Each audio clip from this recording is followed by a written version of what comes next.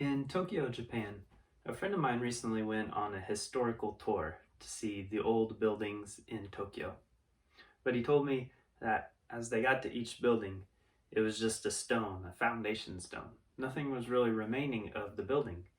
And the reason why is during World War II, there were so many bombing raids, air raids, where they dropped bombs and destroyed pretty much the entire city, that no famous building was left standing.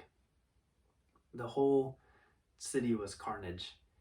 And once the war was over, and people just collapsed on the streets. They were exhausted from the war. Some even died at the announcement that the time of war had just been a nightmare of hearing the sirens, getting to shelters. There was a lack of food. Family was gone. And in the midst of all this carnage and chaos was a frail lady by the name of Mabel Francis. Most foreigners had returned to their homeland, even the missionaries.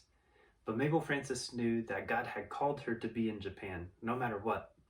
And though she was treated like a criminal, she was given little food, crowded into a small house, had to go through all of that destruction. She stuck in Japan, and God used her in incredible ways once the war was over. Mabel Francis was born in the late 19th century, and she began as a school teacher.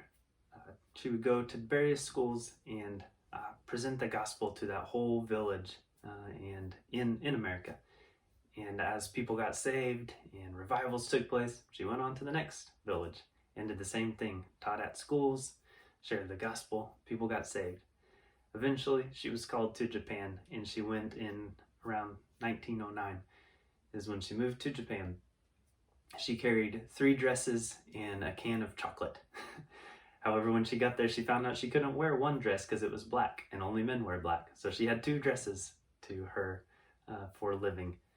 And she began a ministry of biking all throughout the city that she was in Hiroshima, where one of the atomic bombs was dropped.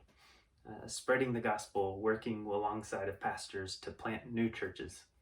And she had effective ministries. She said that many people were afraid of foreigners and even hated foreigners because of the propaganda buildup of the war.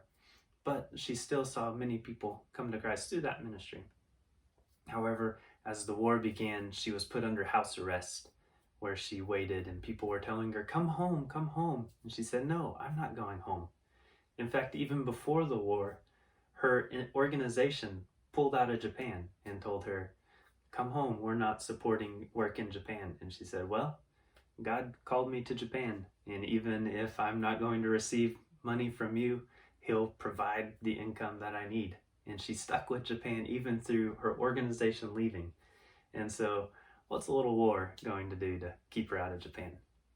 Well, she stayed, and eventually they moved all foreigners, of which there were very few, to Tokyo, the capital city, and put them all in one compound as potential war criminals, that potential spies. And so they were all prisoners under arrest. And there she stayed. She had the chance to return, but she refused multiple times. And when the war was over, and when she was allowed to exit, and just seeing the brokenness of all the people, so many people had lost loved ones, family members, houses were gone, possessions were gone.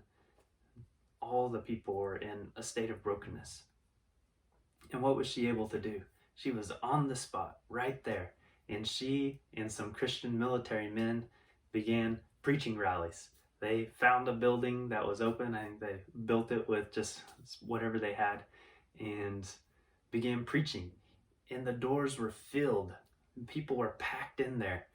And a lot of times the military men would preach in English. Nobody could understand, but they were coming forward anyway.